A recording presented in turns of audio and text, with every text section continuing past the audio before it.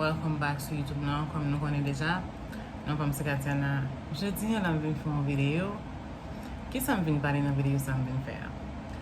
Goun bagay to kou, baka kompon ne. Ki jon fè, depi ki ou pa mette yon nan menm posisyon avèk tout moun, nan menm kategori avèk tout moun, pou a fè tout sa tout moun a fè, yo santi ou vwèman diferan, yo relo tout jan, yo bo tout non, yo relo ti gran moun, yo rele ou mare, ou tout kalite. Mba li sipoze yon ti gran moun, si ke mwen pa chwazi fè sa tout moun a fè. Sa pa vle di m son ti gran moun pou sa. Si ke m pa chwazi pou man nan fèt 24/24, m pa chwazi pou m ale tout kote moun ye, m pa chwazi la, m chwazi rete nan mwen men, m chwazi fè a fè pam. Sa pa vle di m son ti gran moun pou sa.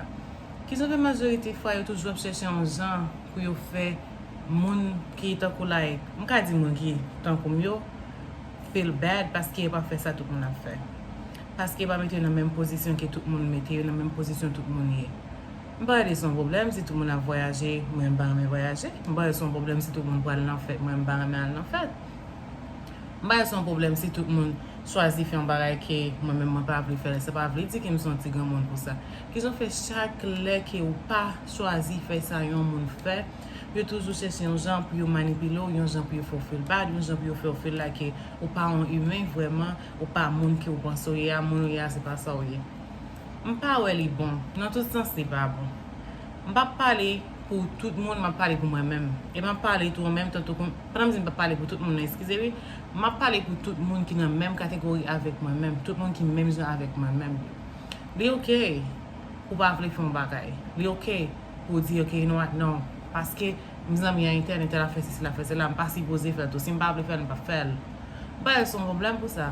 Mpa yon si pose a diyo, son ti gran moun, ou se la, non, pa koute moun ka diyo ti gran moun chéri. Ou mèm se ou mèm aprete ou mèm, ou fè sa ka fè ou mèm plezi e sa ou vle. Sa ou senti ki a bon pou ki a nan avantaj ou.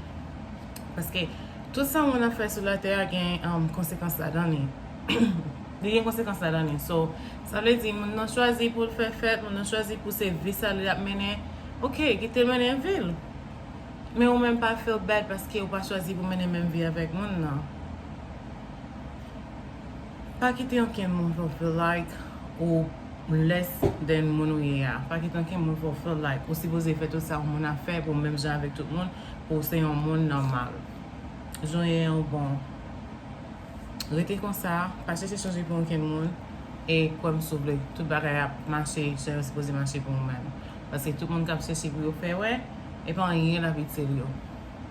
So, les am deven di nou, mpa arete trop, pa bliye, like, share, comment, and subscribe. So, thank you.